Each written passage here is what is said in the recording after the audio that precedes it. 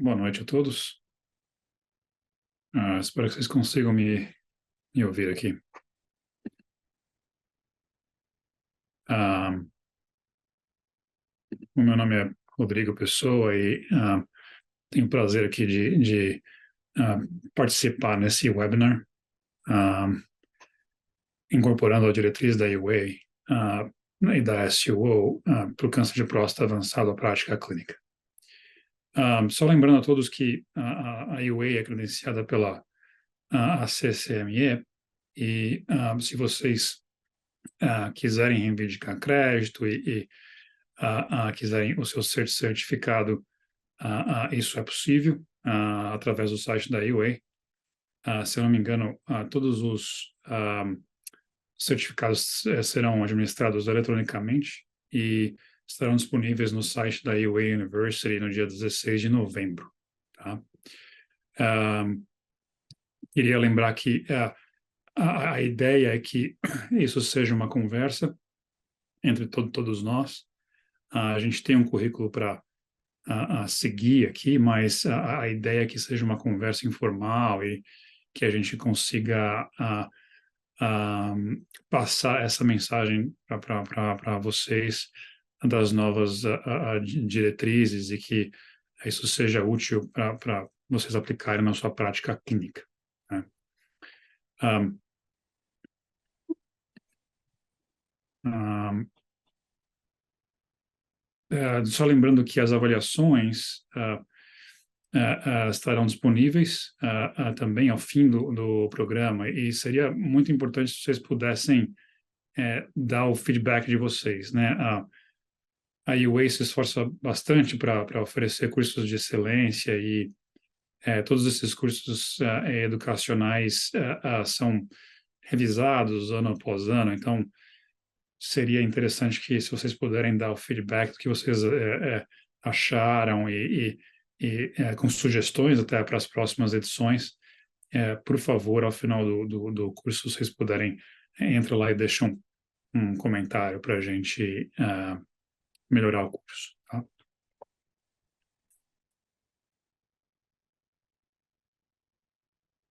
Esse é o site da AUA University. Eu acho que todos vocês estão bem familiarizados com aonde acessar e caso haja alguma dúvida, por favor, mande e-mail e a gente ajuda vocês a encontrarem as informações, tá?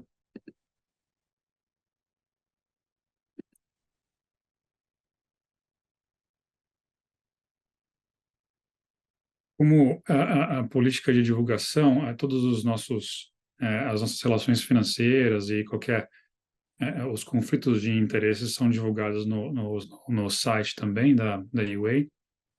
E se vocês tiverem qualquer dúvida e quiserem acessar essa informação, vai estar também isso é referente ao corpo docente que está aqui presente hoje, né?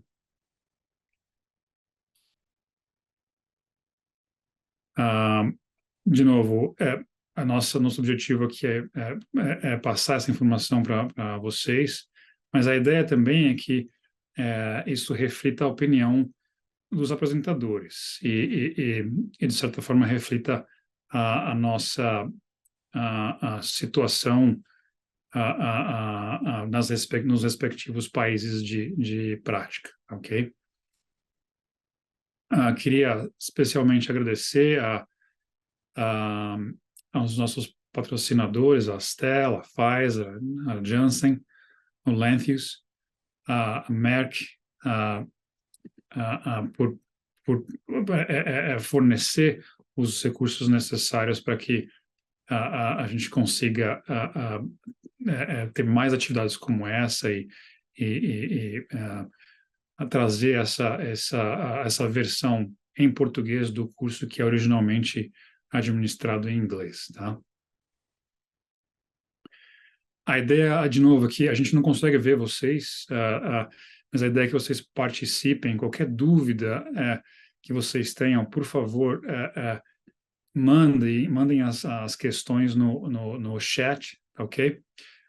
E a gente, à medida que a gente for passando todos os slides e ah, o que a gente precisa discutir hoje aqui. A gente vai tentar responder as perguntas à medida que a gente for avançando aqui no curso, ok? Uma mensagem do presidente da SPU. Boa noite a todos. Eu sou Alfredo Canalini, presidente da Sociedade Brasileira de Urologia. Sejam bem-vindos a mais um SBU em Casa. Hoje teremos um webinar realizado em parceria com a Sociedade Americana de Urologia, que abordará o tema Incorporando as diretrizes da EAU-SUO na prática diária para o tratamento do câncer de próstata avançado. Espero que todos tenham um bom evento e agradeço antecipadamente a disponibilidade de toda a equipe que organizou e que está participando desse excelente debate.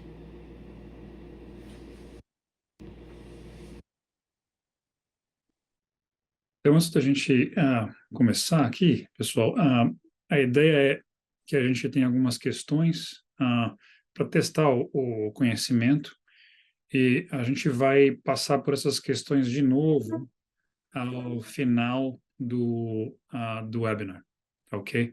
A gente vai responder algumas perguntas agora.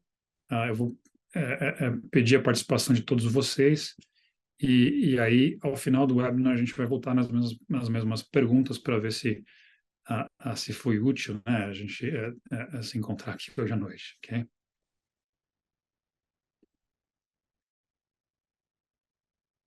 Então, a pergunta número um é em relação à intensificação do tratamento. Isso é especificamente para os pacientes com câncer de próstata hormônio sensível, com doença metastática, né? Tem se falado muito da intensificação do tratamento, da terapia tripla, né?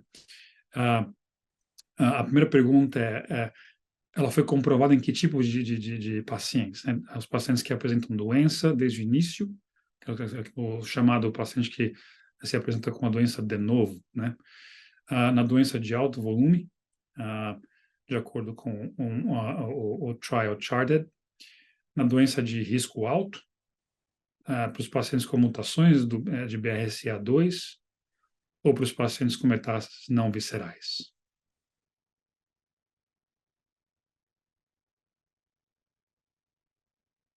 Então, vamos lá, e se vocês puderem votar, seria ah, interessante aí, veja o que vocês acham, qual seria a resposta mais adequada.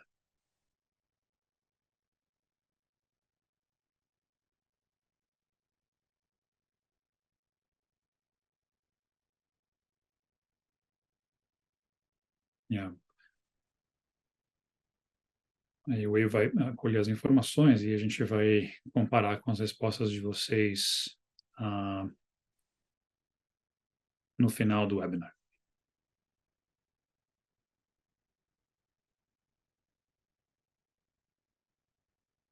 Ok. Então, passando para a segunda pergunta, ah, um homem de 67 anos de idade, uma história de, agora com câncer de próstata resistente à castração, metastático, moderadamente sintomático, né? Incluindo, esse paciente tem metástases viscerais, né? Esse paciente está em hormonoterapia contínua, ele foi previamente tratado com quimioterapia e enzalutamida, e os exames de linhagem geminativa e somáticos estão atualmente negativos, né? Qual que vocês acham que seria o melhor tratamento? Seria o uso de imunoterapia, é a alternativa A, seria a abiraterona com prednisona, seria o uso de rucaparib, ou o uso de mais quimioterapia na forma de base Taxel. Vamos lá e veja o que vocês acham. Uma única alternativa, se todos puderem votar, a gente agradece, para que a gente possa comparar as suas respostas com as respostas ao final do webinar, ok?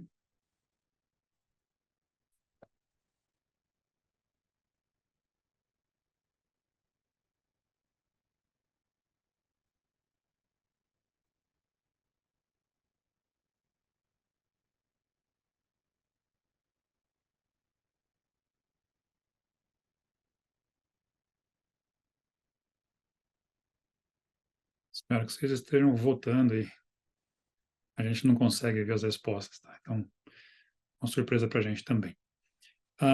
Pergunta número 3. Para vocês escolherem qual que é a afirmação mais correta, né? Em relação ao exame de linhagem germinativa, no tratamento do câncer de próstata avançado, né? Os genes mais comuns, a alternativa A é o ROXB13, ATM e SHEC2. Ou alternativa B, membros da família com maior risco de câncer de próstata, com mutação de gene herdado do ROXB13. Alternativa C, são todos os casos com câncer de próstata resistente à castração devem passar por exame de linhagem germinativa. Alternativa D, se não houver nenhum histórico familiar de câncer de próstata, de mama ou de ovário, não é necessário fazer exame de linhagem germinativa. Qual que vocês acham que é a resposta correta?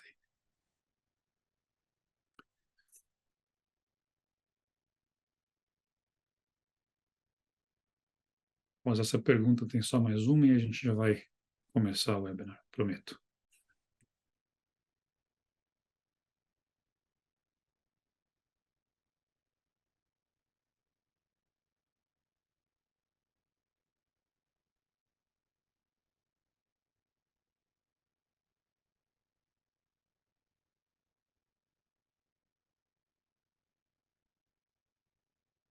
Finalmente, última pergunta. Essa pergunta é em relação a um clinical trial específico, que foi chamado Spartan, né? Que envolveu homens com alto risco para o desenvolvimento de doença metastática, mas incluiu pacientes com câncer de próstata resistente à castração não metastático, né?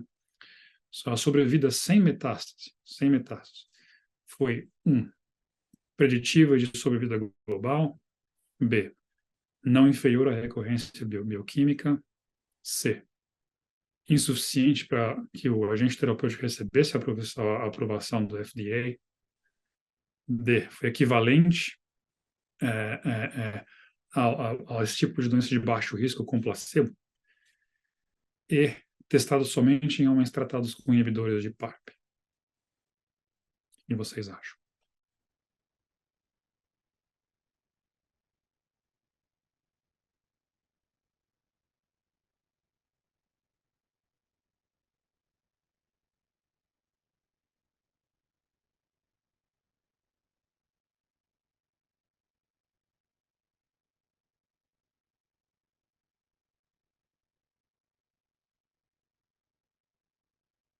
Essa é a última pergunta.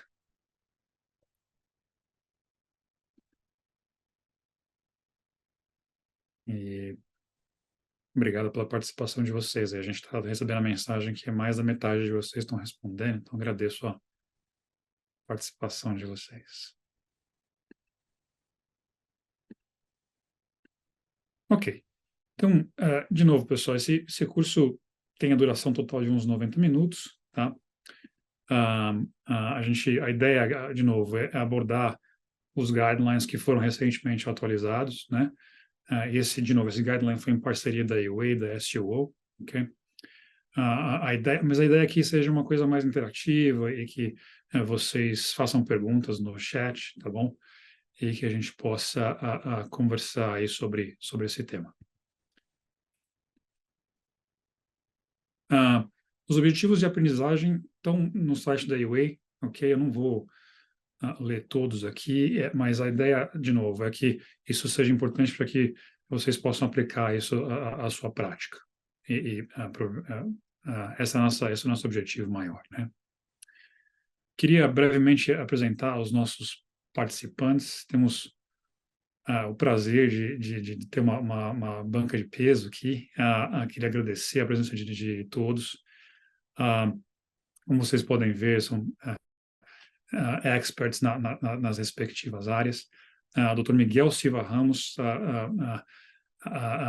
se juntando a nós aqui desde tá no Portugal. Ele é da Universidade do Porto, ok?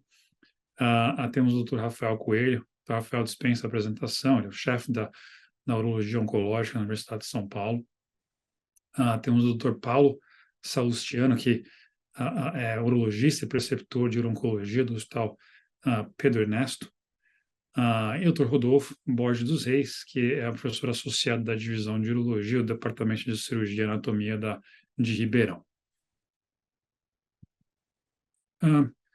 Antes da gente passar pelo caso número 1, eu queria começar abordando, e essa foi uma mudança grande que esse novo guideline trouxe, né, para a nossa prática clínica. Tem se falado muito do uso do PET scan com o PSMA, né? E eu não sei como é que essa situação está no Brasil, mas as diretrizes agora oferecem mais o PET scan, né? E eles estão tentando reforçar o uso dessa modalidade de imagem no estadiamento, né? Dr. Rafael Coelho, qual a sua opinião? E você acha que essa é uma realidade mais para os Estados Unidos, ou você vê que isso é uma realidade também no Brasil atualmente?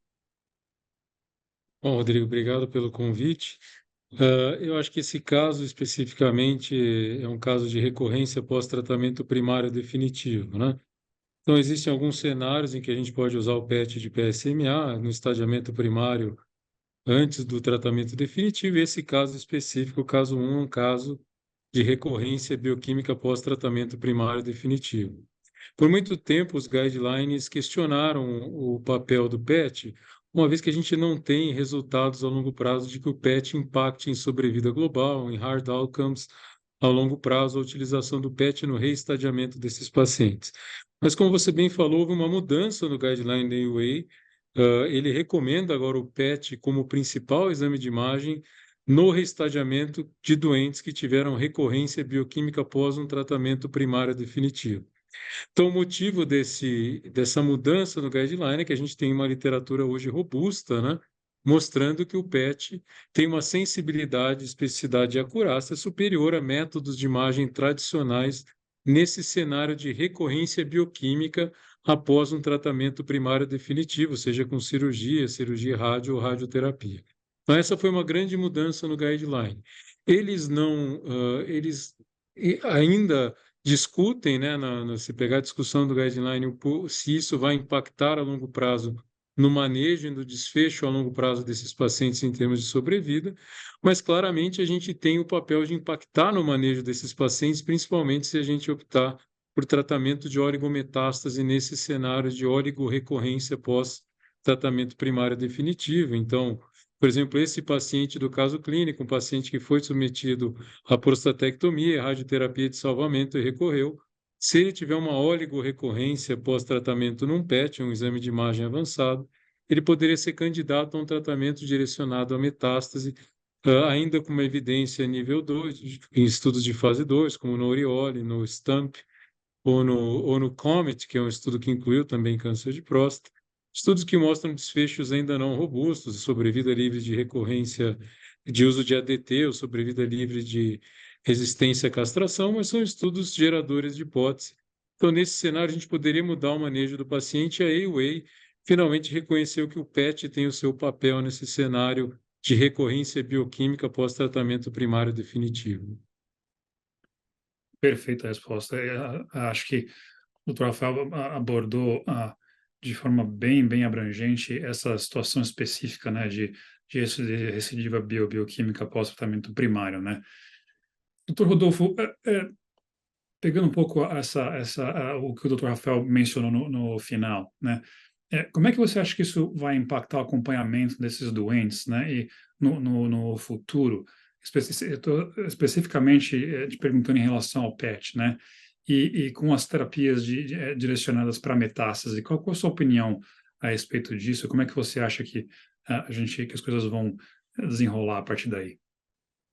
Bom, boa noite. Agradeço aí o convite da AUA e da SBU para estar aqui com os companheiros aí tão ilustres. E a minha opinião é que o PET realmente veio para revolucionar a doença, né? Hoje nós já temos aqui disponíveis no nosso Hospital das Clínicas. A gente consegue fazer até pelo SUS o PET, PSMA. E ele vai revolucionar completamente, né? Essa doença, como o Rafael colocou, na recidiva bioquímica ele é aprovado, né? Inclusive, eu acho que é uma das perguntas suas, né, Rodrigo? Como é Uhum. que isso funciona? Então, ele ainda não era aprovado para fazer os convênios, né, no OMS. Ele não era aprovado para estadiamento de pacientes de alto risco, mas aprovado na recorrência bioquímica, né? E o estádio misero, né, vamos conversar dessa forma, ele não existe, nem resistente à castração e nem sensível à castração. O que tem é uma doença que nós não estamos vendo. E o PET de PSMA, nesse cenário específico, ele vai revolucionar, porque nós vamos poder detectar mais precocemente a presença e onde está essa lesão, e talvez abordar esse paciente, em vez de investigar e mantê-lo sobre ADT e outras drogas para inibir, né, o eixo, nós vamos poder fazer a terapia direcionada à metástase. Como o Rafael colocou muito bem, a gente não tem ainda dado de sobrevida disso. Agora, dado de sobrevida em câncer de próstata, ainda mais num estadio desse, ele acaba sendo sempre um pouco mais complicado, porque é uma doença de um longo curso, né, Rafael? E tem você acaba tendo muitas linhas de tratamento e os pacientes respondem, às vezes, um pouco diferente às linhas de tratamento. Mas eu acredito que a gente vai ter pelo menos um dado robusto em relação a fazer uma tentativa de resgate sem a presença da hormonioterapia ou uma presença por tempo determinado da hormonioterapia. Eu acredito muito nessa modalidade terapêutica, terapêutica não, desculpe, até terapêutica, né, porque já tem droga ligada ao PET-PSMA, né, para fazer terapia diagnóstica. Então, eu acredito muito que esse método de imagem, ele veio para revolucionar aquilo que nós conhecemos no câncer de próstata. Muito legal a sua resposta. Paulo, só para fechar um pouquinho o que o Rodolfo falou aqui, para os pacientes com doença metastática, ainda que essa doença foi vista nos exames de imagem convencional, né, que para a gente é a tomografia de abdômen e pelve e a cintilografia óssea, né? Se a gente sabe que o doente tem doença metastática, tem algum papel para o exame de PET, sabendo que o doente tem doença metastática? Qual que é a opinião, a sua opinião aí? O que as diretrizes trouxeram de novidade aí? Bom, boa noite a todos, Rodrigo, Rafael, Rodolfo, Miguel, meu nome é honra estar aqui com vocês, a todo mundo que está aí nos assistindo, né? Bom, como foi comentado, né, pelo Rafael e pelo Rodolfo, de fato o PET é um exame, obviamente, com maior sensibilidade, maior especificidade e, por conseguinte, maior acurácia, né? Agora, quando a gente está diante de um cenário, né, de uma doença metastática já detectada por exames convencionais, né, a gente fica diante de uma situação que é o fato de você estar, no momento, numa doença metastática feito através de exames convencionais, e é um cenário de doença onde você tem inúmeros estudos randomizados, controlados, multicêntricos, enfim, fase 3, que não utilizaram PET, né? E nesse cenário, né, quando a gente vai também olhar o guideline da AUA, né, o guideline que a gente está comentando, eles não dão muita evidência ao PET, né? Então, o exame convencional ele é aceito ou a palavra é suprimida, né? Ou seja, você estadia linfonodo, ósseo, né? E nesse cenário, porque na medida em que você tem o diagnóstico da metástase, né? Enfim, a tomada de decisão muitas das vezes não vai precisar do PET, né? Então, diante de todos os cenários que a gente vai debater hoje aqui, óbvio, né, voltando, né, dizendo que o PET é um exame superior, aos exames convencionais, talvez nesse cenário metastático ele tenha um valor um pouco menor. Então, diante de um exame convencional já metastático, é possível sim, eventualmente, até suprimir o PET nesse cenário já. Legal, Paulo. Rafael, só teve uma pergunta rápida que o Daniel Vaz perguntou aqui no grupo. Na verdade, aberta para todo mundo, tá?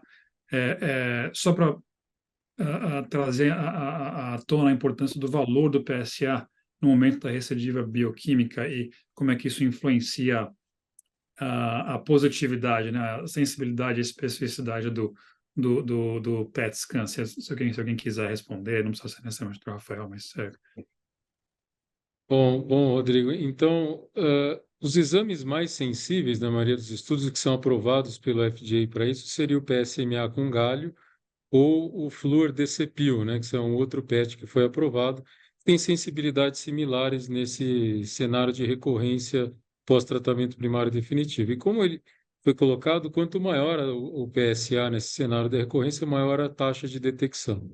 Além disso, tem alguma correlação com cinética de PSA, quanto maior a cinética, maior a positividade. Mas o fato é que você vai ter que pedir um PET no momento em que você está pensando em mudar de conduta. No momento em que você pensa que você vai instituir um novo tratamento, seja ele um tratamento de oligometástase, uma linfadenectomia de resgate ou bloqueio androgênico, este é o momento de solicitar o PET. Então, existe um cutoff a partir do qual o PET pode ser solicitado? Não, não existe esse valor específico.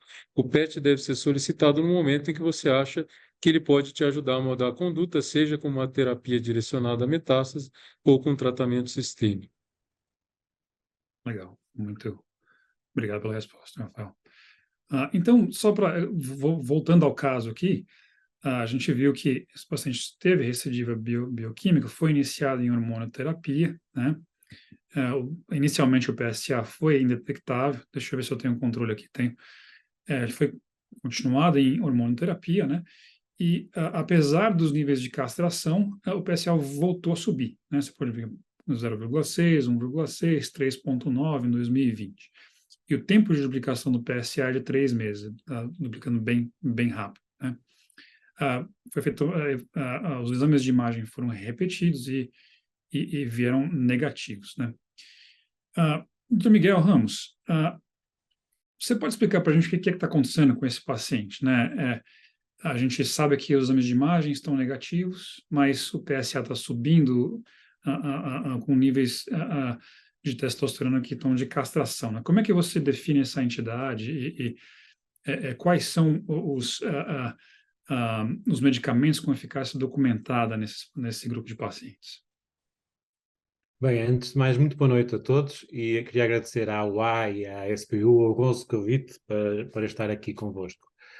Realmente este evento, aquilo que se passa é que realmente está sobre tratamento hormonal e há uma subida do PSA. Portanto, isto estou naquela fase que nós chamamos de cancro da próstata resistente à castração não metastático.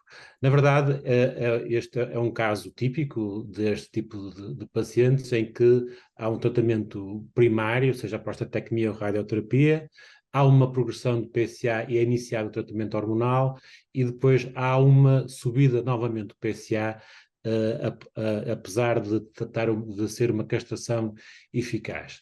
E, portanto, isto situa-se nesse setting de doentes M0 em que não há evidência de metástases, mas estão resistentes à castração. Na verdade, há vários fármacos, há 3 fármacos que já são aprovados por utilizar nesse setting, e estes estudos foram feitos essencialmente usando um endpoint que foi a probabilidade, o aparecimento de novas metástases, ou seja, a sobrevida livre de metástases. Na altura isto tinha sido controverso, mas a verdade é que havia alguns estudos a mostrar que a sobrevida livre de metástases correlaciona-se e é um bom proxy para a sobrevida global. Aliás, como se comprovou que nestes 3 fármacos, em que verificamos que atualmente, já após anos de experiência, verificamos que todos eles aumentam a sobrevida global. O que me parece agora de especial é que, como falou-se agora muito do PSMA, parece-me que a tendência do PSMA é que poderá reduzir um bocado o número que se vão encontrar neste estadio, estágio, digamos assim, da doença, que é este caso dos não metastizados. Obrigado, Miguel. Brevemente, Rafael, como é que, pegando um pouquinho a deixa do Dr. Miguel aqui, quais são os pacientes que, em 2 minutos, quais são os pacientes que você acha que a gente tem que tratar, né, com doença, a castração resistente, sem metástase, né? Para quem são os pacientes que a gente vai tratar? Bom, então, Rodrigo, nesse cenário a gente tem 3 estudos pivotais, o Próspero, o Spartan e o Aramis, que foram os estudos que levaram à aprovação de 3 drogas, né, 3 antiandrogênios de última geração, para tratamento desses pacientes não metastáticos resistentes à castração, principalmente aqueles com doubling time menor que 10 meses, que são os pacientes que têm maior risco de desenvolver metástase ou morte por câncer de próstata num curto período, né? Então, os estudos pivotais selecionaram especificamente essa corte de paciente de alto risco, e a gente tem 3 drogas aprovadas nesse cenário para esse tipo de paciente com impacto em sobrevida global. Essas drogas foram aprovadas inicialmente com o endpoint MFS, foi um pouco questionado o quanto esse endpoint era significativo a longo prazo, mas depois da aprovação do FDA, a posterior esses estudos, os 3 estudos mostraram ganho de sobrevida global, e essas drogas são amplamente aceitas hoje nesse cenário. Que droga usar? Não tem estudo comparativo entre elas, não tem como a gente escolher baseado no estudo. Basicamente, eu acho que você opta por questão de acesso ou de perfil de efeitos colaterais. Tem alguns sites, tipo UpToDate ou Lexicomp, que você avalia interações desses medicamentos com as drogas que os pacientes já tomam no seu dia a dia, para tentar escolher entre elas. Por exemplo, enzalutamida talvez não seja o melhor em quem tem história de convulsão, alterações cognitivas. Quem tem alterações tiroidianas talvez não usar palutamida e assim em diante. Então, não há uma regra de qual das drogas usar, depende um pouco do perfil de efeito colateral, na minha opinião. Perfeito. E só para lembrar o público, né, que como o Dr. Rafael e o Dr. Miguel colocaram aqui, pacientes com tempo de duplicação menor do que 10, 12 meses, esse é o grupo que você vai, que se beneficia desse tipo de tratamento nessa situação. Lembrar que aqueles que os guidelines, que o guideline aceita que os pacientes com tempo de duplicação maior do que 10 meses, você pode só observar com o uso de hormonoterapia sem o uso dessas 3 medicações que o Dr. Rafael trouxe à tona aqui. Legal. Então, de novo, isso aqui é só para enfatizar as drogas que o Dr. Rafael mencionou, tanto a palutamida quanto a darolutamida e a enzalutamida, tá? E, de novo, para trazer à tona que nos pacientes que têm um tempo de duplicação mais prolongado, talvez esses pacientes a gente pode só observar com o uso de hormonoterapia. Legal. Vamos agora falar sobre a doença, um paciente com doença metastática sensível a hormônios, tá? Então, esse paciente tem 58 anos de idade, ele se apresentou com um PSA, um valor de PSA de 68, repetiu 56, então PSA bastante elevado, a ressonância mostrou uma glândula pequenininha, com um sinal irregular extenso na zona periférica. A biópsia de próstata mostrou um Gleason a score de 8, né, e todas as amostras são positivas. Esse paciente, a gente fez uma cintilografia óssea, existem várias evidências de doença metastática óssea, tanto na pelve, quanto nas costelas e na escápula, ok? Mais do que 4, importante aí. E no exame de tomografia, que não está mostrado aqui, esse paciente tinha linfonodos retroperitoneais. Okay? Paulo, como é que você enxerga esse doente? E você pode comentar um pouquinho como é que a gente estratifica esse tipo de doente que se apresenta com doença metastática, né, entre volume baixo, volume alto? Aí tem a questão do alto risco, baixo risco. Faz essa diferença para a gente, explica qual que é a diferença entre volume e risco. Bom, Rodrigo, essa definição que está na tela aí é uma definição clássica aí que a gente tem, né, de classificação por volume. É uma classificação que foi estabelecida inicialmente pelo estudo Charted, né, que eu acho que a gente precisa estar familiarizado, e, por definição, uma doença de alto volume seria uma doença com 4 lesões ósseas, pelo menos uma fora do eixo axial, né, do esqueleto axial, ou metástase visceral, né? E a doença de alto risco, né, foi definida através do estudo de latitude, né, também um estudo pivotal nesse cenário metastático hormônio sensível, com a abiraterona, né?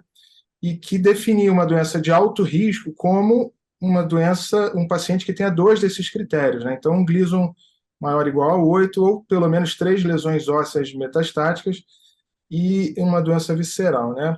O interessante, Rodrigo, é que, assim, quando a gente vai analisar, principalmente, vamos lá, os estudos os mais recentes, né, com a terapia tripla, né, que coloca bloqueio androgênico completo, né, com um novo agente hormonal mais docetaxel. Então, os 2 estudos mais recentes que a gente tem, o ARASENS e o PIS-1, né, quando a gente vai olhar para o ARASENS, a gente observa que, assim, e também no PIS-1, né, no PIS-1 foi apenas doentes de novo incluídos, né, e no ARASENS, pacientes de novo e recorrente. Mas uma coisa muito interessante é que há uma sobreposição dessa análise de risco, né? Então, por exemplo, no ARASENS, dos pacientes de alto volume, cerca de 70% eram doentes de alto risco pelo critério latitude. Então, basicamente, são pacientes muito parecidos, né? E entre esses critérios de maior risco, antes do volume, eu colocaria como sendo uma doença de novo, que sabidamente ela tem um prognóstico pior do que uma doença recorrente ou metacrônica, né, que a gente chama. Bem legal, Paulo. É interessante aqui fazer essa diferenciação, então, né? A questão de volume baixo, volume alto, para a gente decidir o tipo de tratamento, se vai fazer intensificação, e o risco é prognóstico, né? Importante salientar também, pessoal, que essas definições são baseadas em estudos convencionais, tá? É cintilografia óssea, tomografia, tá? A gente não pode usar o PET scan hoje em dia para decidir quem é volume alto ou volume baixo. Isso foi salientado várias vezes no webinar americano, e isso é um negócio super importante para que vocês tenham isso em mente. Todas essas definições são baseadas em terapia convencional, tá? Rodolfo, o que você acha sobre o tratamento da doença primária, né? Fala-se que a próstata pode mandar mais metástases, e as próprias metástases mandam mais metástases, existe algum papel para tratamento local no câncer de próstata metastático sensível à castração? Essa é uma das áreas que eu tenho talvez mais dúvida. Do ponto de vista biológico, isso faz um sentido, porque, obviamente, eu preciso romper a membrana basal, cair célula na corrente sanguínea e se alojar em determinado. Outra ideia para eu realizar o tratamento do tumor primário seria que o tumor primário ainda continua recebendo andrógeno da adrenal e aí continua ainda tendo aquela estimulação no sítio prostático, né? Então, faria um sentido biológico que eu, de certa forma, também colocasse um tratamento, intensificasse o tratamento na glândula prostática. Bom, qual é o problema hoje de todos os estudos que foram feitos? Primeiro, que esses estudos não levaram em conta o estadiamento com o PET, né? Então, aí você vai ver o Warren, o Bohards, o Stampede e o PIS, eles não fizeram. A segunda coisa é que o braço controle de todos esses estudos, ele não é mais o Standard of Care. O Standard of Care para esses estudos foi ADT. Né? Em alguns pacientes do Stampede, depois eles permitiram que fossem docetaxel, porque chegou o docetaxel depois do estudo Charter, ele acabou sendo incorporado na prática clínica.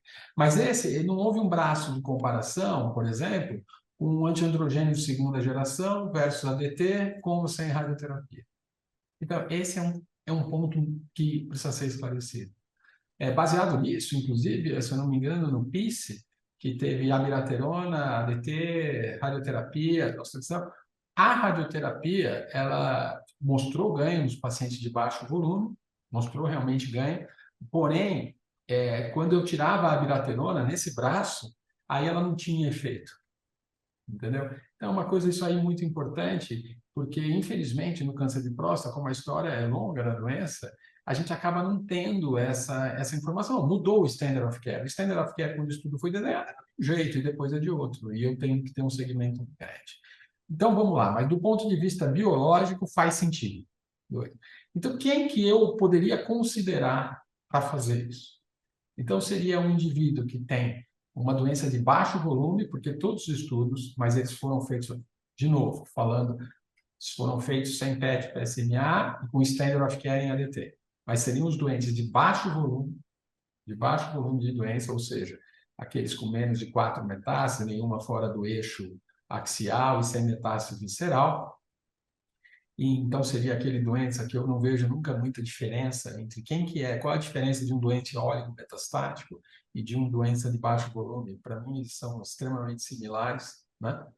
E então seria esse tipo de doente que eu pensaria em fazer um tratamento, intensificar o tratamento para ele em relação ao tumor primário. Fora isso, e aí esses estudos todos, grande maioria deles fez por método convencional de imagem. Então, método convencional de imagem, doença de baixo volume, hoje eu teria alguma indicação de falar isso para o paciente. Agora, mesmo no doente de alto volume, olha só que situação. Hoje nós temos aqueles doentes de altíssimo risco, nós temos a terapia tripla, né? Com darolutamida, né, docetaxel e ADT.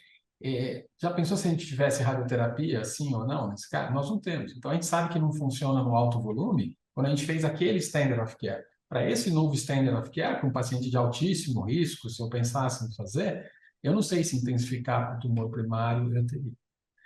Mas a resposta hoje, a sua pergunta, que eu acho que, de novo, câncer de próstata devido a essas novas, devido à mudança que nós tivemos nos últimos anos do standard of care e a mudança na imagem, nós ficamos com muitas perguntas ainda abertas, né? Muitos pontos soltos.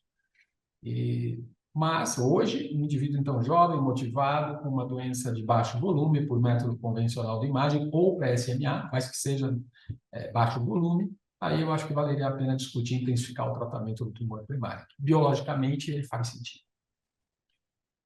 Legal. E é interessante esse seu ponto de vista, né? Que à medida que vão surgindo medicamentos mais eficazes, o tratamento da doença metastática talvez não faça tanto sentido tratar a doença, o tumor primário, né? Vale lembrar que tem trial aberto aqui nos Estados Unidos de cirurgia para doença primária em doença metastática, é o SWOG 1802, e só para colocar essa informação aí para quem está assistindo, se vocês quiserem ler a respeito, basicamente essa mesma população, só que com, ao invés de radioterapia, cirurgia para o tumor primário na doença metastática. Tem uma outra coisa que eu queria falar até sobre isso, o doente não pode ter uma próstata muito volumosa, né? Porque os critérios de radioterapia continuam mesmo, né? O que mostrou que você não tem não altera muito a qualidade de vida, mas você tem efeito colateral sim. Então, lembrar que essas próstatas volumosas ou tumor muito volumoso primário também não é uma boa indicação. Existem dois estudos, além acho que do que você comentou, esse é um estudo antigo, muito antigo, chama estudo Trombone. Esse estudo foram 50 casos, se eu não me engano, e ele não trouxe nenhum resultado ainda, ele foi com cirurgia, e tem um estudo belga, eu acho, mas era um estudo retrospectivo, e tem o SWOG aí aberto. Legal. A gente vai começar a discutir agora, então, um outro tópico que é em relação aos exames genéticos, né, para os pacientes com câncer de próstata avançado e que cada vez mais o urologista acaba sendo envolvido nisso, né. O Dr. Miguel vai ajudar a gente a navegar um pouquinho essas questões aqui. Durante esse tempo, estou vendo que tem algumas questões no chat. Se algum dos palestrantes quiserem responder as perguntas via chat, pode fazer, pode responder. Desculpa de não estar respondendo as perguntas aqui, a gente está um pouquinho atrasado no nosso programa aqui, tá? Mas a gente vai tentar responder as perguntas no final do webinar. E se vocês estiverem confortáveis em responder as perguntas via chat, por favor, façam. Vamos lá. Então, o próximo, né, tema aqui, de novo, como é que a gente... o guideline fala muito sobre a importância do exame genético, né? Doutor Miguel, quais são as indicações, né, desses exames, né? Você poderia falar quais são os critérios que a gente deve seguir para determinar se um exame de linhagem germinativa deve ou não ser realizado? E antes mesmo disso, qual que é a diferença entre um exame de linhagem germinativa para um exame de linhagem somática? Miguel, acho que o seu microfone está no mute. Desculpem. Sim, realmente este tema da genética acaba por ser um tema novo, foi incorporado relativamente recentemente nas guidelines e realmente merece ser debruçado e nós, urologistas, temos que estudar também sobre isto. Realmente existem dois tipos de mutações, as mutações somáticas e as mutações degenerativas. Melhor, há quem diga que não se devem chamar mutações, devemos chamar variantes. Em vez de dar o termo certo, seria chamar variantes. As variantes germinativas são aquelas que nós herdamos dos nossos progenitores e que passaremos à nossa descendência e que estão presentes em todas as células, são iguais em todas as nossas células. Por outro lado, as mutações ou as variantes somáticas são adquiridas posteriormente ao longo da vida e são muito comumente são aquelas que são adquiridas no cancro e estão limitadas ao grupo de células, neste caso às células cancerígenas. E realmente existem guidelines com indicações para fazer estudos das mutações germinativas e para as mutações genéticas. Começando pelas mutações germinativas. Esta realmente, a NCCN é a guideline que é mais, digamos, cuidadosa e que define melhor quais são as indicações. Basicamente, podemos considerar que são 3 tipos de indicações. Umas pelas características do tumor, outras pelas características da história, da ancestralidade e, por fim, relacionadas com as mutações somáticas. Relativamente ao tumor, todos os tumores metastáticos tinham indicação para fazer a pesquisa de mutações germinativas. Portanto, no setting que estamos aqui a falar, que são de cancro da próstata metastizado, todos os doentes deveriam fazer estudo genético. Depois, nos outros que não estão metastizados, aqueles que têm um padrão cribiforme, os tumores de alto risco ou de muito alto risco, também teriam indicação para fazer este estudo. Por outro lado, nos doentes que têm história familiar ou ancestralidade, neste caso, o que nós dizemos parente sanguíneo próximo, é até a terceira geração, portanto, com cancro da mama, com idade inferior a 50, com cancro do ovário, cancro do pâncreas, ou com cancro da próstata metastizado ou de alto risco, também devem fazer o exame, e os familiares, quando há mais que 2 familiares próprios com cancro da mama ou cancro da próstata em qualquer idade, também devem fazer esse exame. Há também uma indicação das pessoas que têm antecedentes, têm origem judaica, Ashkenazi, também têm um aumento do risco de ter mutações, portanto deve fazer essa análise. E por fim, todos os doentes em que por alguma razão fizeram o teste num tumor somático que mostrou a mutação, então esses também devem fazer o teste na linha germinativa. Agora, quais são os testes, quais são os genes? A verdade é que há um padrão, há vários tipos de genes que podem ser pesquisados. Habitualmente os centros têm mais ou menos alguns kits para fazer esta avaliação. Habitualmente são os genes associados a problemas da reparação do DNA, quer homologous recombination DNA repair genes relacionados com este tipo de recombinação, com mismatch repair genes. O estudo de estabilidade microsatélite também é muito importante, e também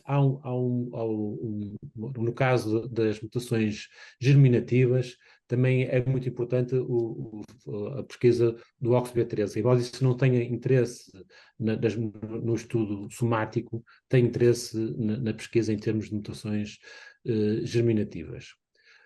Quanto às mutações somáticas, a verdade é que nós sabemos que atualmente a existência de mutações somáticas que são pesquisadas no tumor e, portanto, o ideal é pesquisar na metástase, que é um dos problemas que nós temos no cancro da próstata, é que as metástases ósseas provavelmente não é o sítio ideal para tirarmos tecido tumoral para pesquisar estas mutações, mas é o que temos muitas vezes. Existe a possibilidade de usarmos células circulantes, mas para já a recomendação é usar a metástase, e nas metástases a existência destas mutações, que são pesquisadas por NGS, terá implicações, não só implicações prognósticas, mas também implicações nas possibilidades terapêuticas, uma vez que nós sabemos que se houver alguma mutação nos mismatch repair genes, provavelmente são doentes que poderão responder melhor até à imunoterapia, e por outro lado, nós sabemos que existem hoje fármacos que estão aprovados, como os inibidores da PARP, para quando há mutações nos genes implicados na replicação homóloga. E, portanto, hoje em dia é fundamental a realização destes testes para podermos não só melhorar, saber ter informação acerca do prognóstico, como também na decisão terapêutica. Perfeito, né? E só para salientar, né, que a grande maioria dos pacientes que a gente vai pedir esse exame vai resultar negativo, né? De 10 a 15% dos pacientes vão ter alguma alteração, dependendo do estágio da doença, se é sensível à castração, resistente à castração, mas como o Dr. Miguel colocou aqui para a gente, eles são importantes porque a gente pode direcionar o tratamento dependendo do resultado dessas alterações genéticas, né? Dr. Miguel, e isso é aberto para os outros palestrantes também. Como é que é a realidade de você? Mesmo aqui nos Estados Unidos é difícil de conseguir avaliação genética, não é em todos os centros que é disponível, né? Como é que é a experiência de vocês para conseguir esse aconselhamento, né? É o urologista que faz? Difícil da gente ter que assumir isso, né? Para quem que a gente manda? Como é que é a experiência de vocês no Brasil em relação à avaliação genética? Eu posso falar aquilo que acontece atualmente em Portugal. Anteriormente, era necessário, para qualquer teste genético, tínhamos que referenciar o paciente a uma consulta de genética médica. Desde há 2 anos que isso mudou e atualmente é o próprio urologista ou oncologista que pede o teste. É claro que isto, porque obviamente que a consulta de genética não dava resposta ao número de pedidos, e por outro lado também, hoje em dia existem painéis de genes já bem definidos e que basta escolher esse painel e é muito fácil fazer o pedido. Como disse, o pedido, portanto, é feito habitualmente pelo médico, o assistente do doente, e depois nós é que recebemos esse resultado. E esse resultado pode realmente vir várias respostas. Pode vir positivo, pode vir positivo para uma determinada mutação, e nesse caso, uma mutação patogénica, então nesse caso, sim, encaminhamos para um especialista em genética, para o aconselhamento do próprio e da família. Pode vir uma mutação não patogénica ou sem mutação, e portanto esse caso não é descansado o doente, então diz que não precisa fazer nenhum cuidado especial. E depois há uma outra situação que são as VUS, não é? Aquelas mutações de significado desconhecido, não é? Em que, nesse caso, o ideal seria, tem que se colocar habitualmente numa base de dados, que existem várias. Há uma que nós usamos habitualmente, que é CleanVar, em que se pode colocar a mutação, e depois atualmente até é possível depois fazer acompanhamento do que acontece com aquelas, se houver mais registros, com aquela mutação ao longo do tempo. E, portanto, em termos práticos, quando é positiva, mandamos para a genética médica; quando é negativa, descansamos o paciente e nós próprios gerimos a situação clínica. Ok. Como é que está no Brasil essa situação? Rodrigo, assim, a minha experiência, posso depois o Rafael e o Rodolfo comentarem, em geral, a gente teve vários ensaios clínicos abertos aqui com testagem genética, né, para os pacientes, né, especialmente os pacientes com doença mais avançada, né, então, os testes mais somáticos, né, então eu consegui incluir alguns pacientes em pesquisa clínica. Assim, na prática minha clínica, né, o teste germinativo ele é um pouco mais fácil de ser feito, ele é mais barato. Então, onde eu sei o urologista solicitando, não há um reembolso, né? Isso deveria ser através de geneticista e oncologista, não sei se isso mudou, se alguém está conseguindo algo diferente, mas é um teste mais barato. E os testes somáticos, né? A gente tem a própria indústria que às vezes acaba financiando isso com o interesse de eventualmente descobrir a mutação com uma droga possível. Então, eu tenho feito dessa forma na minha prática. Não sei a experiência dos outros colegas aqui do Brasil. O que acontece é que nos convênios médicos isso geralmente o urologista não pode pedir, né? Só se teve uma mudança, mas se pedem para você encaminhar para o geneticista, ele vê a indicação e aí ele pede o, o exame.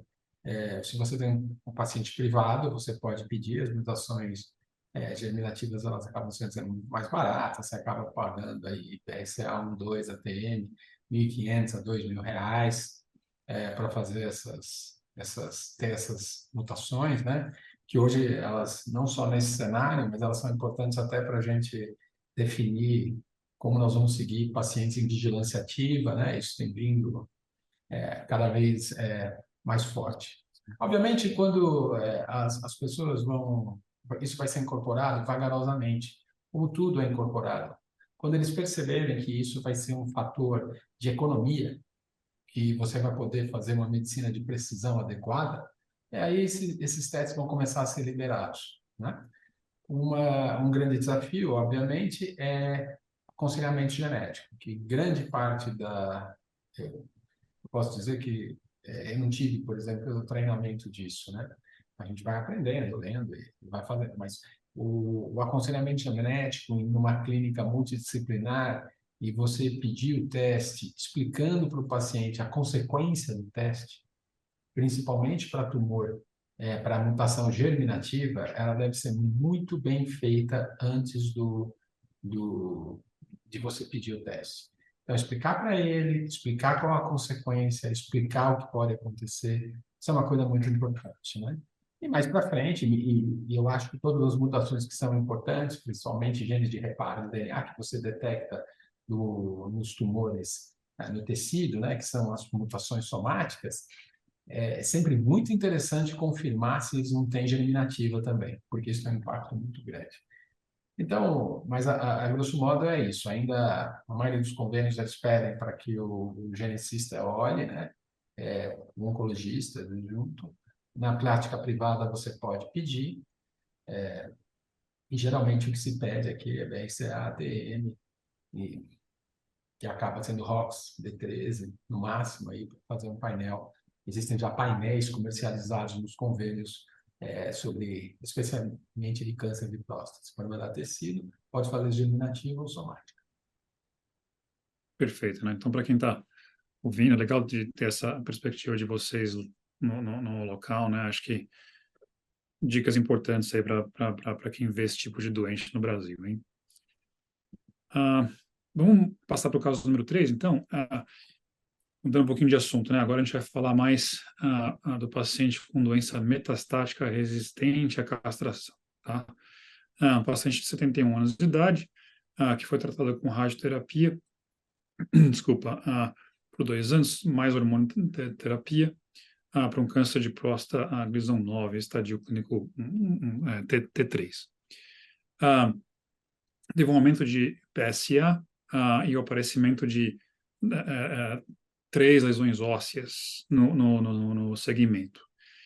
Ele foi, então, tratado com a hormonoterapia mais abiraterona, o PSA, o nadir do PSA foi 0,8, e aí começou a subir de novo, né? E agora está em 56, de novo, com tempo de duplicação de 3 meses, né? E o nível de testosterona está castrado. Então, paciente com câncer de próstata resistente à castração, e agora ele está apresentando com dor óssea, tem várias novas lesões osteoblásticas, então está tendo uma progressão da doença, né? Tem doença na coluna vertebral e tem uma lesão hepática, agora, que é uma lesão preocupante, né? Paulo, você pode discutir um pouquinho, né? Como é que você acha que tem essa terapia nova, né? De que o PSMA 617, né? Acho que em português é Lutectil, me corrija se eu estiver pronunciando, não pratico mais no Brasil. Então, o que você acha dessa terapia que foi incluída, né, nas novas diretrizes da AUA, né? E o que você acha dessa mudança, né? Quem são os candidatos que que podem receber essa terapia atualmente com base no trial que está publicado, né? Então, Rodrigo, a gente está falando agora de uma doença avançada e estamos falando aí de terceira ou eventualmente até quarta linha de tratamento, né? Esse é um cenário onde pouquíssimos pacientes chegam, né? A maior parte deles acabam falecendo aí na primeira linha, segunda linha, e por inúmeras situações ele acaba não chegando numa terceira linha de tratamento, né? O lutécio ele foi colocado como uma terapia com ganho de sobrevida nesse cenário de terceira linha, basicamente, né? O paciente, através do estudo Vision Trial, né? E o paciente, em princípio, ele deveria ter tomado pelo menos um novo antiandrogênio, né? E um taxano, né? Ou seja, ele precisa ter passado, ele precisa ter o acesso, ele precisa conseguir tomar as medicações e ele precisa ser refratário às duas. Então, poucos pacientes chegam nesse cenário, mas, enfim, nesse cenário onde o paciente passou por esses dois tratamentos padrão de primeira linha, é uma indicação possível, e aí sim, nesse cenário, a gente outra vez fala do PET-PSMA, né, porque esse é um radioligante e ele é ligado ao PSMA, então o paciente ele precisa ter hiperexpressão do PSMA nesse momento da doença, com, em tese, baixa expressão do FDG para ter uma boa resposta, né? Mas, a princípio, um PET-PSMA positivo seria uma indicação após esses dois tratamentos, né? E, enfim, obviamente, o ganho de sobrevida e o ganho de livre de progressão foi muito baixo, porque, obviamente, estamos falando de uma doença já num cenário muito avançado, mas é um tratamento considerado standard of care nesse cenário de terceira ou quarta linha, né? Legal que você deixou bem claro, né, Paulo, que esse tratamento foi estudado num trial grande aqui nos Estados Unidos, que foi chamado Vision Trial, né?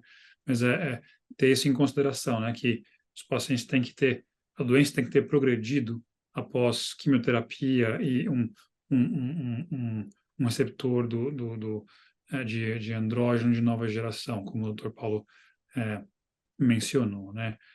Rodolfo, você tem alguma experiência em relação, desculpa, eu sei que essa questão é mais do oncologista, mas em relação ao lutécio especificamente, você pode discutir um pouquinho toxicidade e quais são os efeitos colaterais que a gente geralmente observa nesse grupo de pacientes e quais são os estudos que a gente solicita para acompanhar os doentes, né?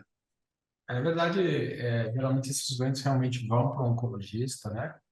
Então, o que a gente conhece, particularmente eu conheço, vem dos estudos, né, do Vision, e fala, obviamente, a gente tem que tomar cuidado com a droga ser a nefrotoxicidade, então é a função renal e a toxicidade medular.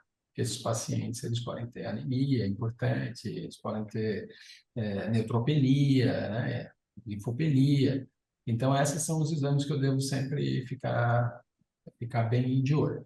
Geralmente, oriento o paciente, são orientados a ser extremamente bem hidratados, inclusive depois que termina o ciclo, e a monitorização é feita fundamentalmente com a função renal e com o hemograma, né?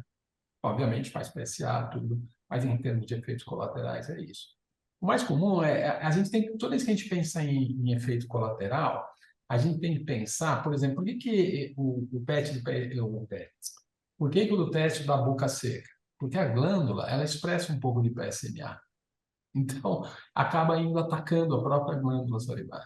Então, ele tem a boca seca. Obviamente, tem a parte da radiação, que é a parte que vai ocorrer na medula e da nefrotoxicidade da droga, mas tem esses efeitos colaterais. E os principais são aqueles que a gente sabe: fadiga, o paciente tem náusea, o paciente tem anemia, né? E que obviamente isso tem no cansaço e acaba tendo boca seca. Esses seriam os principais efeitos colaterais.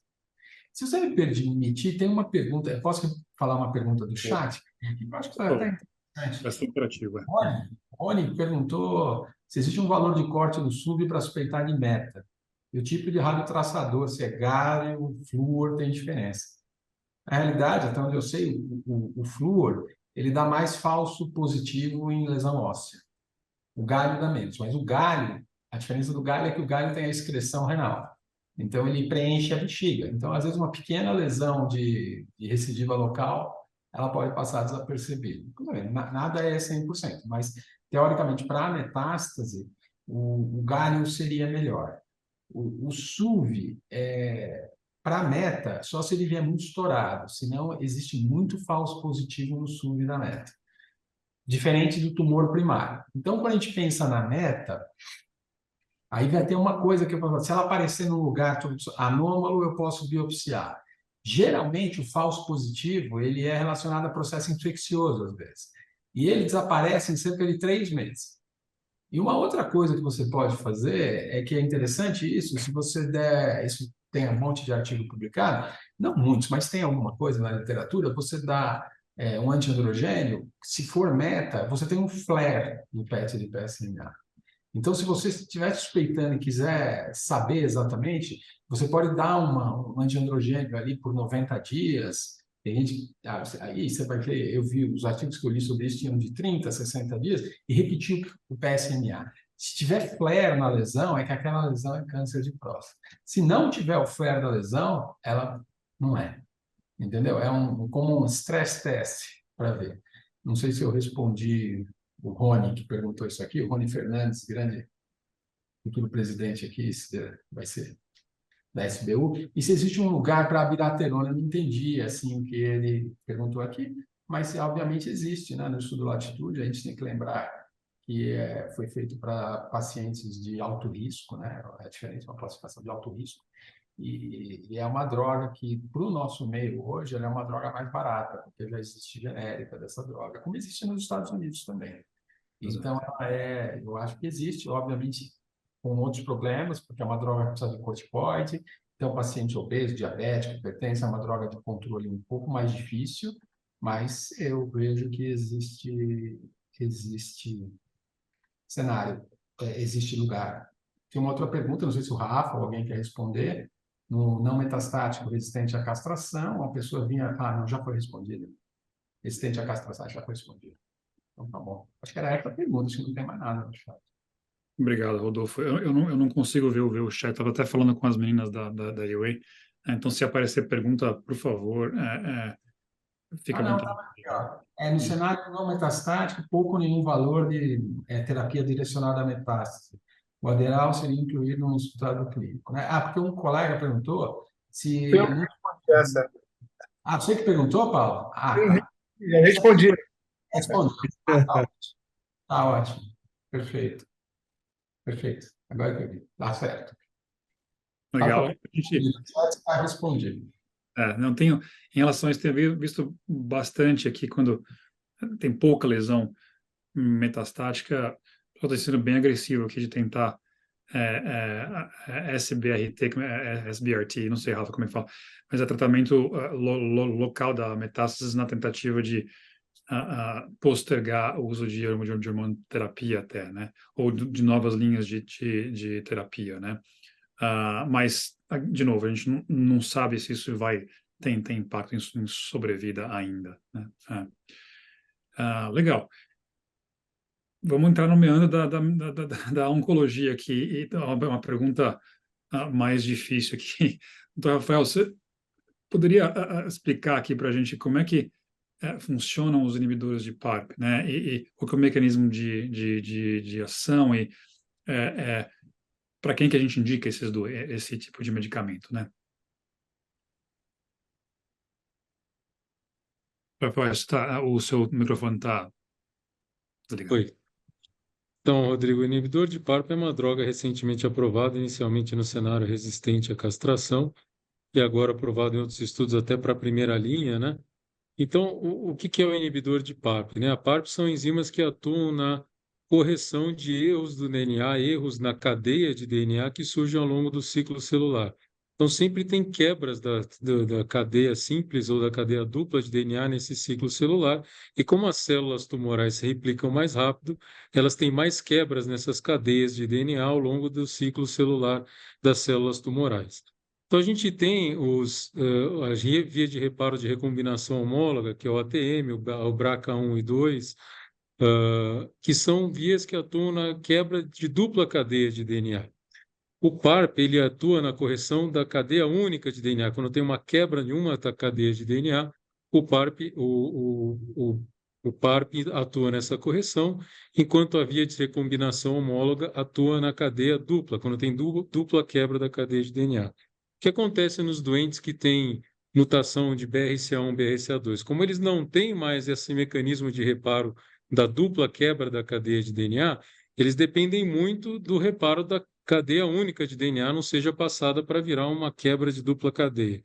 Então, nesse cenário, o inibidor de PARP funciona melhor. É por isso que é uma droga indicada, principalmente para pacientes que têm alteração nessa via de recombinação homóloga. Quando você tem uma mutação desses genes de reparo, esses doentes, essas células ficam muito mais suscetíveis à falha das enzimas PARP. Então, o inibidor de PARP vai levar à progressão dessa quebra da cadeia de DNA e à apoptose celular. É por isso que essa é uma droga usada principalmente nesses pacientes. Então, essas drogas foram inicialmente aprovadas pelo estudo PROfound, né, que era o estudo em que pacientes já tinham recebido 2 linhas de antiandrogênio de última geração. E agora tem 3 trials nesse ano que foram publicados, o PROPEL, o TALAPRO e o Magnitude, né? Que agora a gente tem o uso desses inibidores de PARP em combinação com abiraterona ou com enzalutamida na primeira linha. Então, agora a gente, como tudo, né, a gente acaba trazendo nesse cenário resistente à castração as drogas para um cenário mais inicial. Então, a gente pode usar abiraterona com olaparib ou niraparib com abiraterona, que foi o estudo Magnitude, ou o talaparib com a enzalutamida, que é o estudo TALAPRO, como primeira linha nesse cenário metastático resistente à castração na combinação do inibidor de PARP com o antiandrogênio de última geração. A ideia é que essas drogas sejam sinérgicas, né? Ao você bloquear uma linha, uma via dessa que seria a via do inibidor de PARP, você também bloquearia adicionalmente a via com antiandrogênio de última geração. Isso teria um efeito sinérgico. E agora a gente tem esses 3 estudos, fase 3, que levaram à aprovação dessas drogas, principalmente nos pacientes que têm mutação desses genes de reparo de DNA. Então, 2 desses estudos que eu citei, eles incluíam todos os pacientes, não somente pacientes que tinham mutação da gene de reparo de via recombinante, né? Esses estudos incluíam globalmente esses pacientes, mas quando a gente olha a magnitude do efeito, essas drogas funcionaram melhor, principalmente nos pacientes que têm mutação no gene de reparo de DNA. Então, essa é a corte principal. Pacientes que têm mutação no gene de reparo de DNA, você pode associar um antiandrogênio de última geração com um inibidor de PARP, baseado nesses 3 estudos que a gente teve publicado esse ano, aí, que levaram a mudança de conduta nesse cenário e a trazer os inibidores de PARP até para uma situação mais precoce no metastático resistente à castração, né? Perfeito, né? E é interessante para o urologista, né? Eu acho que, apesar do doente ser visto pelo oncologista nessa situação, acho que é importante a gente conhecer, como o Dr. Rafael mencionou, quais foram os trials que foram recentemente aprovados e o porquê de usar essas medicações. Lembrar que esses medicamentos são administrados por via oral, né? Então, a gente vai ver cada vez mais esses doentes e vai acompanhar esses doentes em estágios mais precoces da doença, né? Perfeito. Eu acho que eu perdi o controle aqui. Ok. Em relação Paulo, as comorbidades do doente, né? Como é que a gente seleciona e como é que a gente sequencia? Porque tem tantas alternativas hoje em dia, né? O que você vê os seus colegas numa clínica multidisciplinar, né? Como é que eles avaliam essa questão e tem alguma dica para quem está assistindo a nossa conferência hoje?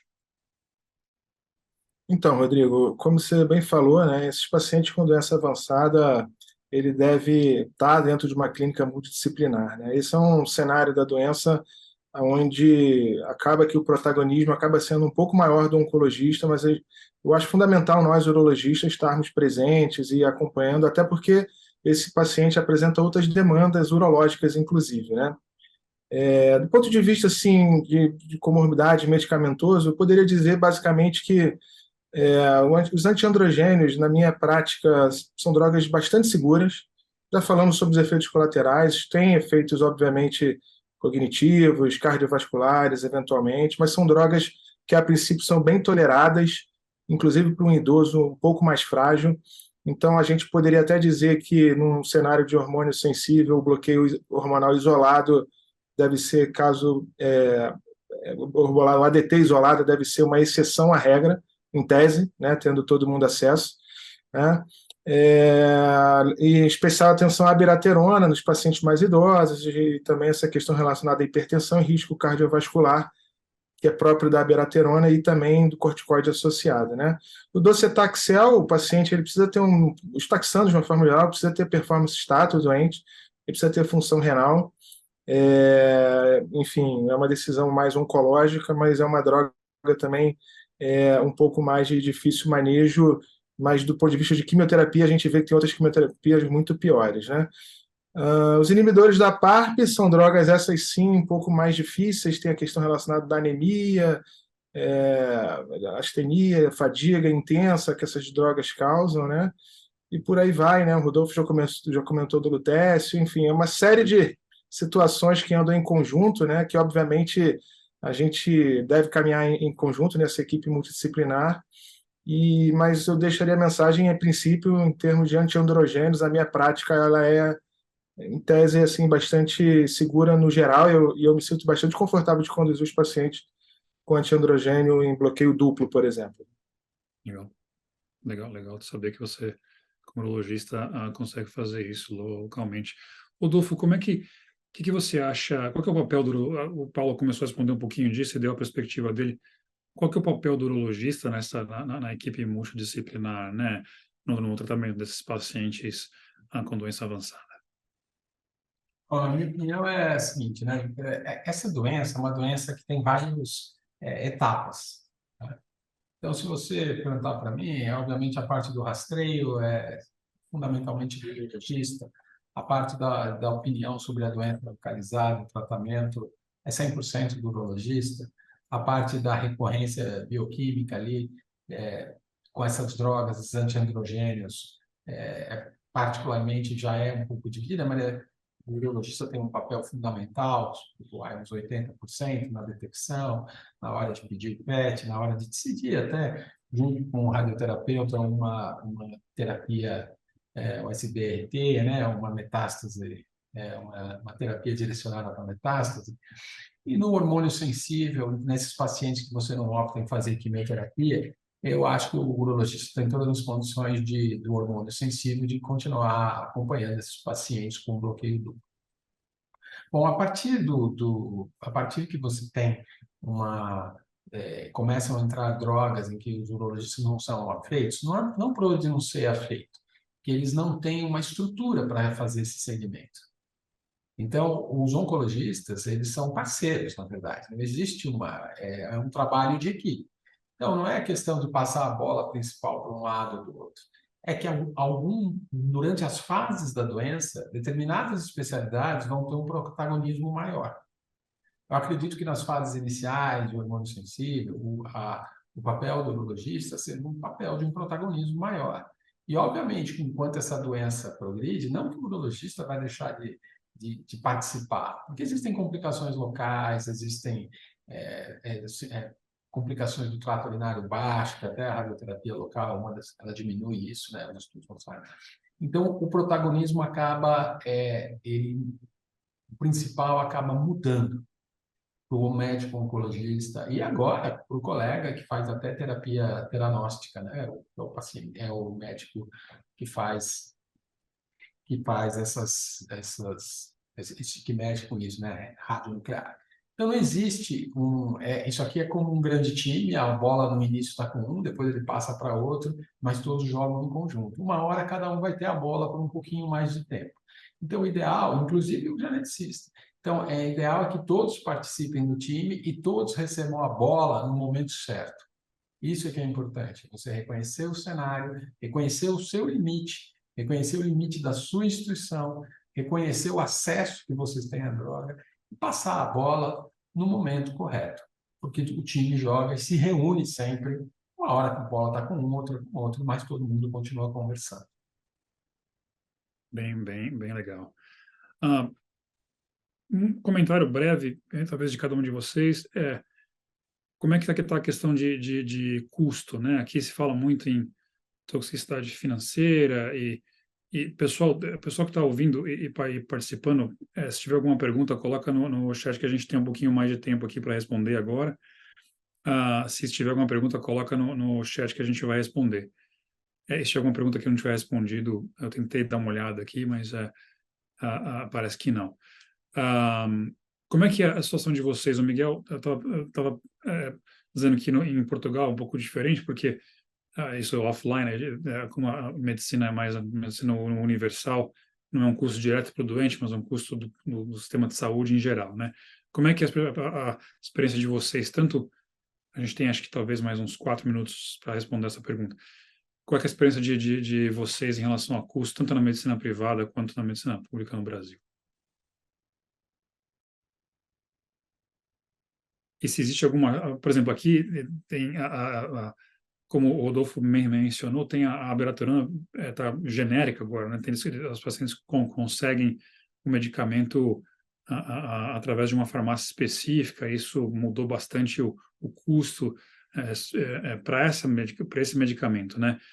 Como é que é como é que é a ideia de vocês a experiência de vocês no Brasil em relação Assim, o que a gente sabe, por exemplo, de dado americano é que cerca de 40% dos pacientes que seriam candidatos a um bloqueio duplo acabam não recebendo. Eles recebem só ADT. Bom, aí entram várias questões. Uma é formação médica, etc., N coisas. A outra é que a gente sabe que o regime daí tem uma coparticipação. O doente acaba pagando um tanto. E às vezes ele não tem condição, ou existem vários tipos de plano de saúde que incorporam isso. Então, essa é uma realidade de toxicidade financeira, tanto do sistema como do paciente. Então, isso é o que ocorre aí nos Estados Unidos. No Brasil, como é que funciona? A toxicidade financeira também é brutal para o sistema. Nós temos, na verdade, acabam dois sistemas, que é o sistema público e o sistema privado. No sistema privado, se entrar no rol da ANS, for aprovado no rol da ANS, a saúde suplementar tem que pagar. É assim que funciona. Se entra, mas não no sistema público. O sistema público ele é gerido por uma outra câmara, então você pode ter uma droga incorporada no sistema privado, que é no rol da ANS, e não está incorporada no sistema público, no SUS, na Conitec. Então, o acesso à população brasileira ele é heterogêneo. Então, você vai ter gente que vai ter acesso por exemplo, vou dar um exemplo, né? No SUS, está difícil até de conseguir a abiraterona, mas pelo preço de caber na PAC. Mas essas drogas, a palutamida, a enzalutamida, a dalalutamida, a gente não tem. Todas essas drogas estão disponíveis no privado, porque são drogas aprovadas estão no rol, entraram no rol, passaram pelo rol, está no rol, eles têm que cobrir. E aprovaram em que cenários? No M0, aprovados nos estudos de metastático sensível à castração, e algumas até como abiraterona e enzalutamida no cenário metastático resistente à castração, onde elas surgiram, né? Então, existem todas esses fatores complicadores.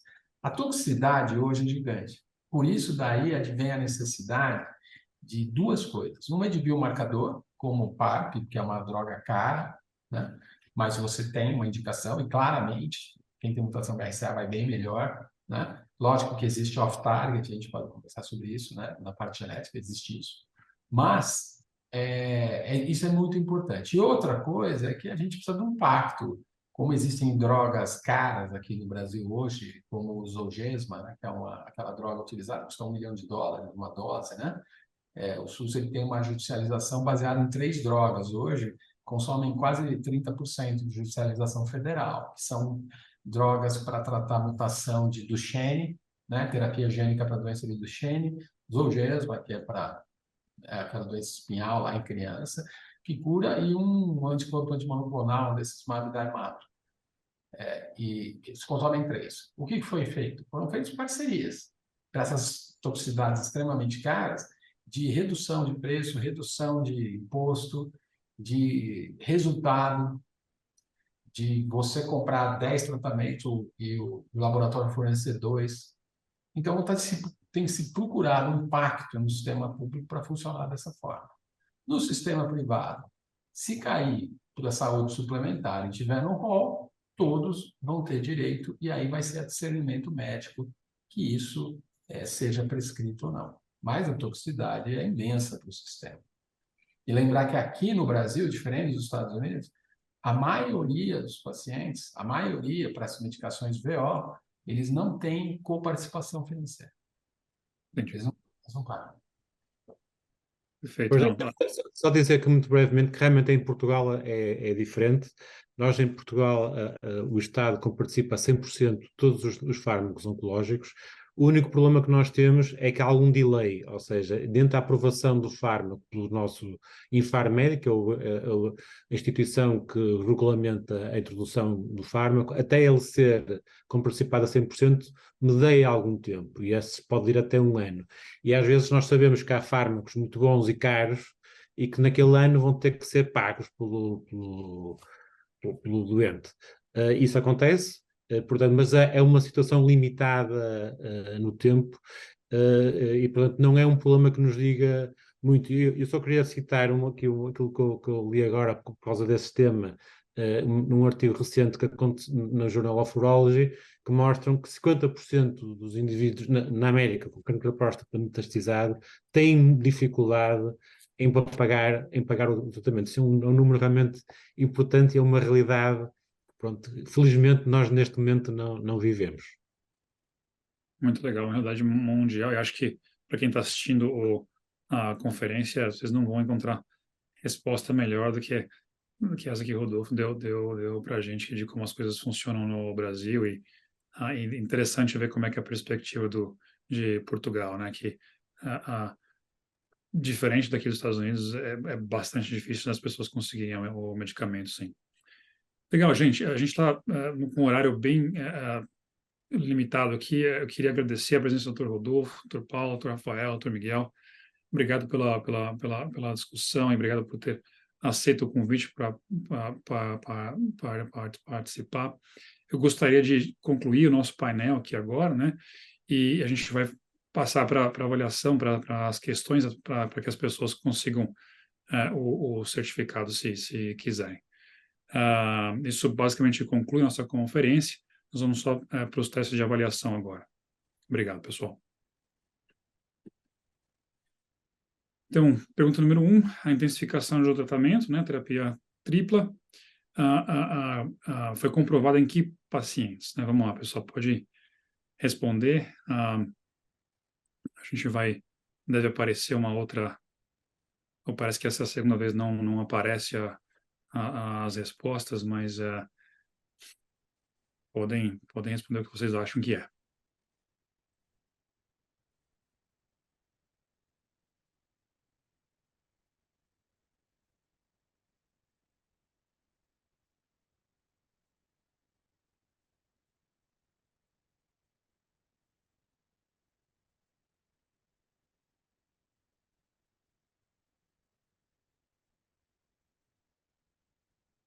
De novo, em quem que foi comprovado, né? A gente comentou bastante isso no primeiro caso.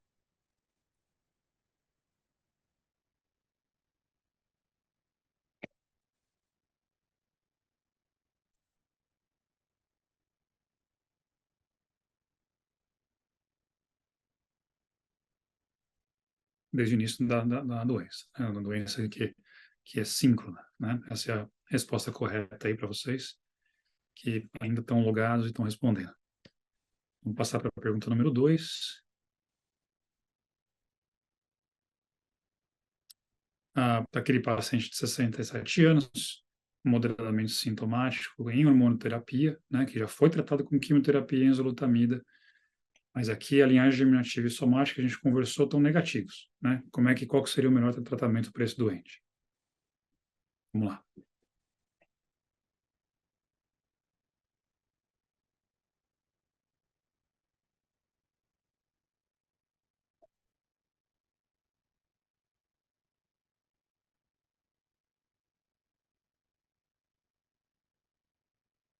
Vocês acham que é imunoterapia, abiraterona, o caparibe ou o cabazitaxel?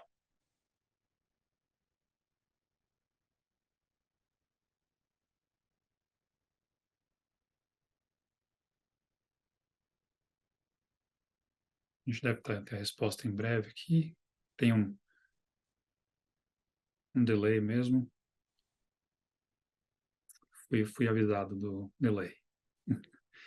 Nesse sentido, de novo, quimioterapia, né? Lembra que os exames de linhagem germinativa são negativos aqui, né? Então, não é o caparibe. Doente Então, minha pressão aqui. Vamos lá, pergunta número 3.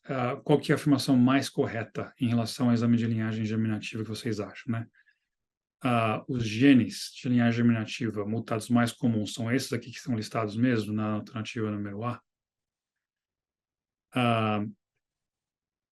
Membros de família com maior risco de câncer de próstata tem mutação do gene deletério ROXB13.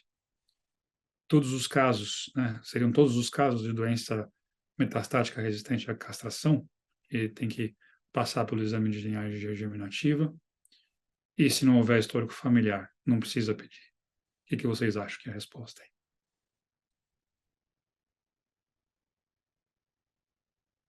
Essa acho que é uma das mais fáceis, hein? Vamos ver como é que...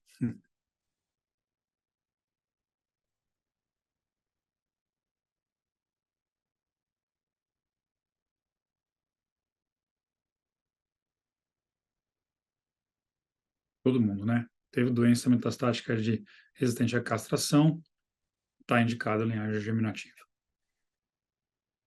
E por último, o Dr. Rafael comentou bastante falou bastante sobre esse trial nos pacientes que não têm doença metastática, com câncer de próstata resistente à castração, né? A sobrevida sem metástase foi preditiva de sobrevida global, não inferior à recorrência bioquímica, insuficiente, né, para que o agente terapêutico recebesse a aprovação do FDA, equivalente, né, aos pacientes de baixo risco com placebo, ou testados somente em homens tratados com inibidores de PARP. Vocês acham que é essa resposta aqui? Lembra que esse doente é aquele doente que não tem doença metastática resistente à castração, né? E foi um desfecho novo, né? Que é o Metastasis Free Survival, né? Isso foi preditivo de sobrevida global. O que vocês acham? O Dr. Rafael mencionou isso especificamente.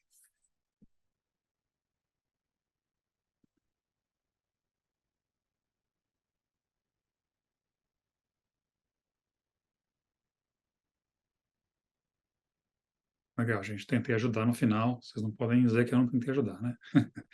Bom, então isso conclui a nossa conferência. Obrigado por participarem. Por favor, mandem as perguntas e as sugestões para os próximos cursos nos próximos anos, ok?